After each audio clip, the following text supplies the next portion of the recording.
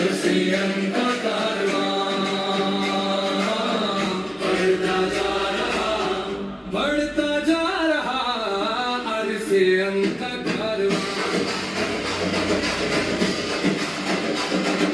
सत्य की आवाज से देश को जगाएंगे, सबको साथ लेकर आगे बढ़ते जाएंगे।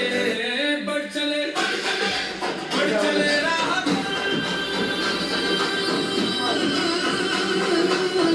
कर चले मुश्किलों का सामना, मंजिलों की ओर बढ़ता जा रहा कारवां। बढ़ता जा रहा कारवां। आरसीएम का कारवां।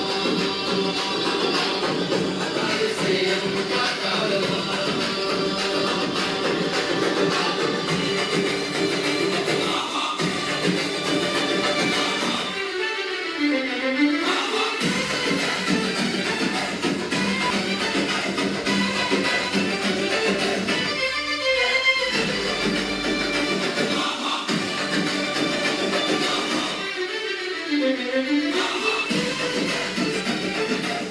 रूपांतरण रथ ने पूरे भारतवर्ष में फैलाया सेवा, स्वास्थ्य और संस्कार का संदेश। हर शहर में आयोजित योग सत्रों ने दिया निरोगी जीवन का संदेश। रूपांतरण मेले ने दर्शाया आरसीएम का विशाल विस्तार। स्वास्थ्य से लेकर पर्सनल केयर तक हर स्टॉल पर मिला बेहतरीन गुणवत्ता का अनुभव। महिला सशक्तिकरण के उद्देश्य को मिला राष्ट्रीय विस्तार। रक्तदान और स्वास्थ्य जांच शिविरों के माध्यम से स्वस्थ भारत के उद्देश्य को मिली मजबूती। रूपांतरण यात्रा से जुड़े फिल्मी जगत के सितारे। पूरे देश में आपने 20 लाख परिवार जो यहाँ पर इकट्ठे हैं, जो कि आरसीएम के अंतर्गत आते हैं। त्रिलोकचंद जी, आप विश्वास कीजिए, मैंने इतना प्रेम से भरा हुआ व्यक्ति और इतने शुभ विचारों से भरे हुए व्यक्ति बहुत अरसे के बाद देखा।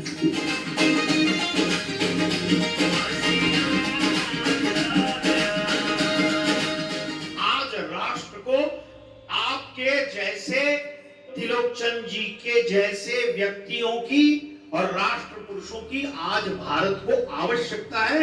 इस विचार की आवश्यकता है कि आरसीएम का अर्थ ये होना चाहिए राष्ट्रीय चैतन्य का महान निर्माण।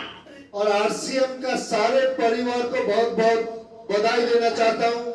आई थिंक नया भारत बनाने के लिए 3 बहुत जरूरी है हम लोग के लिए: सेवा, स्वास्थ्य, संस्कार। भारत माता की।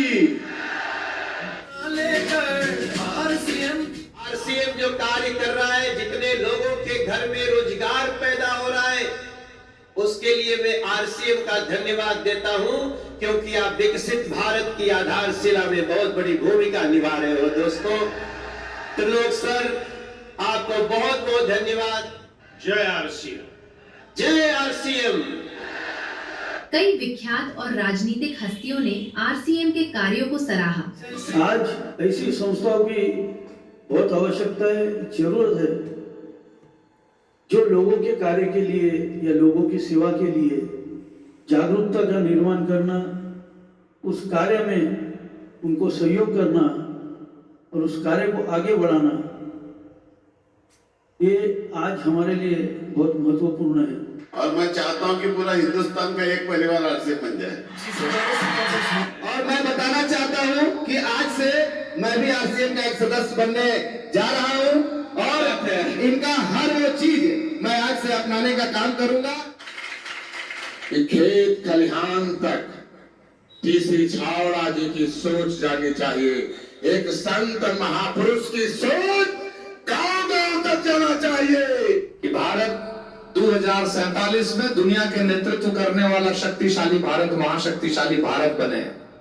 और वो महाशक्तिशाली भारत बनाए कि हम सब की जिम्मेदारी है। त्रिलोकचंद जी का उद्बोधन सुन रहा था तो ऐसा लग रहा था कि इस मंच से कोई संत सामने आए हुए भक्तजनों को संबोधित कर रहा है। पूरी शक्ति से किसी काम को आगे बढ़ाना चाहता है, आरसीएम का एक बड़ा संसार खड़ा हो जाता है, जिससे आज मैं मिनी भारत के रूप में भी बोल सकता हूँ। मेक इन इंडिया अब देश के सामानों को इस्तेमाल करें, उसका प्रयास आरसीएम कर रहा है, जिससे देश के युवाओं को रोजगार मिल रहा है और एक नया भारत, विकसित भारत, आत्मनिर्भर भारत हमारे छावड़ा साहब का है, उसको हम सब मिलकर साकार करने का काम करेंगे। और मैं चाहूंगा कि आप आगे बढ़ें और भी आपका परिवार बड़ा हो, ये परिवार पूरे देश में, पूरी दुनिया में अपना नाम करे। टीसी सर की जीवनी का भव्य विमोचन बना प्रेरणा का पल।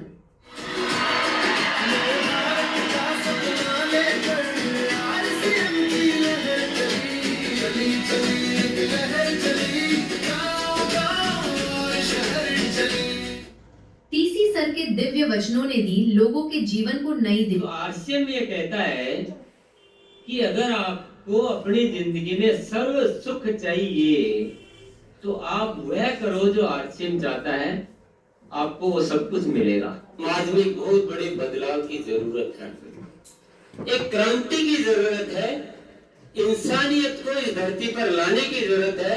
और आरसीएम का जन्म हुआ है वो सिर्फ इसीलिए हुआ है कि पूरा देश एक बन जाना चाहिए, ये प्रेम से जुड़ जाना चाहिए।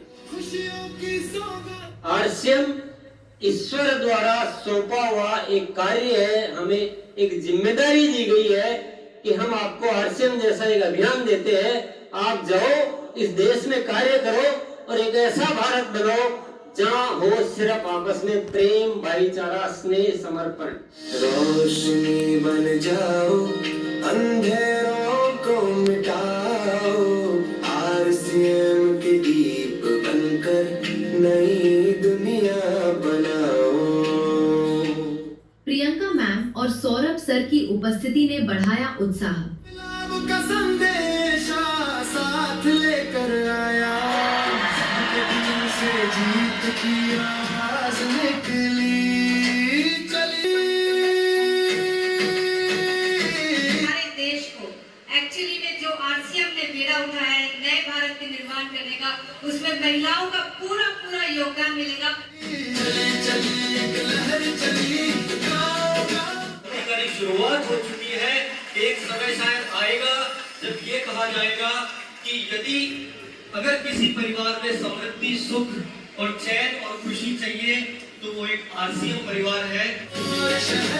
हमारे देश को संपन्न बनाने के लिए, हमारे देश के जो भी कमियां हैं अगर उनको पूरा करने के लिए महिलाओं के साथ अगर कुछ भी हो पाया तो वो आरसीएम के माध्यम से हो पाएगा।